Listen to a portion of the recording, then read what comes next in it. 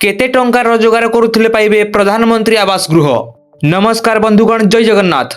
आपण देखुछंती Mahavir updates A1।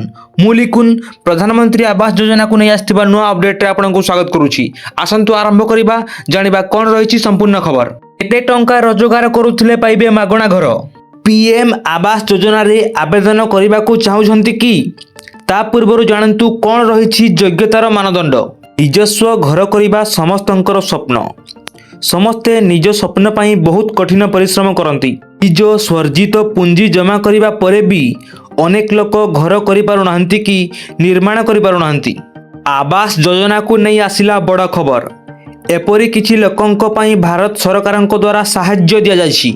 एथिपाई सरकार 2015 मसीहारे प्रधानमंत्री आवास योजना आरंभ करथिले, जहा अधीन रे ए पर्यंत 1 कोटी लोक लाभ पाई सारिछंती। आवास योजनार लाभ पाइबा पाई सरकार किछि योग्यता मानदंड स्थिर करिछंती। प्रकृत में प्रधानमंत्री आवास योजना अधीन रे विभिन्न वर्गर लोक माने भिन्न भिन्न आधार रे उपकृत हुअंती। एथिरे दुर्बल वर्ग EWS, निम्न आय गोष्ठी LIG और मध्यम आय गोष्ठी MIG रो परिवार अंतर्भुक्त। जदि दुर्बल वर्गर व्यक्ति अर्थात EWS वर्गर व्यक्ति एही योजना रे सुविधा पाइबा पाई आवेदन करुछंती, तेणु तांकर वार्षिक पारिवारिक आय केवल 3 लाख टंका पर्यंत हेबा उचित। जदि एहा ठारू अधिक हुए तेबे एही वर्ग रे लाभ उपलब्ध हेबो नाही। एहा व्यतीत निम्न आय गोष्ठी अर्थात LIG वर्ग पाई वार्षिक आय केवल 3 लाख रु 6 लाख टंका मध्यरे हेबा उचित। जेतेबेले मध्यम आय गोष्ठी MIGI रे वार्षिक आय 6 लाख टंका रु 12 लाख टंका मध्यरे हेबा उचित।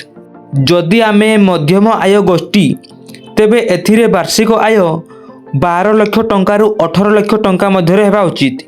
यह व्यतीत भारतर कोनोसी स्थान रे परिवारर कोनोसी सदस्यंक नाम रे स्थायी घर रहिबा उचित नुहे, नचेत आपण एही सरकारी योजना रु वंचित हेबे। बंधुगण, एही खबरटी थिला आपण मासकू किंबा वर्षकू केते रोजगार करुथिले प्रधानमंत्री आवास योजना आवेदन करि परिबे ओ घर खंडे पाइकी आपण घर बनेकी रहि परिबे। एही खबरटी केमती लागिला कमेंट माध्यम रे निहाती जणेबे। एमिति सुंदर सुंदर वीडियो देखिया पई लाइक, शेयर और सब्सक्राइब सहित आम सहित जोड़ी रहंतु। आउ किछि समय पर देखा हबा आ गुटे सुंदर अपडेट्स को नेकी। वर्तमान पई रहिली, नमस्कार।